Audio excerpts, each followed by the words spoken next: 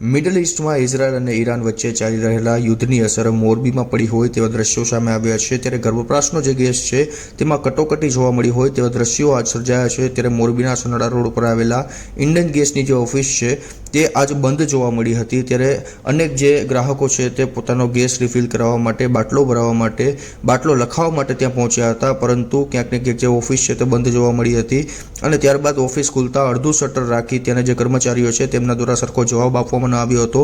ત્યારે બાટલાનું બુકિંગ કરાવવા આવેલા જે વપરાશકર્તાઓ છે તેમાં ક્યાંક ને ક્યાંક ચિંતાનો માહોલ જોવા મળ્યો હતો। ત્યારે ઓનલાઈન બુકિંગ કરાવવા ત્યાંના જે કર્મચારીઓ છે તેમના દ્વારા કહેવામાં આવ્યું હતું, પરંતુ ઓનલાઈન બુકિંગમાં પણ ક્યાંક ને ક્યાંક ધાંધિયા જોવા મળી રહ્યા છે। ઓનલાઈન બુકિંગમાં ઘણી ખાસી મુશ્કેલી પડી રહી છે।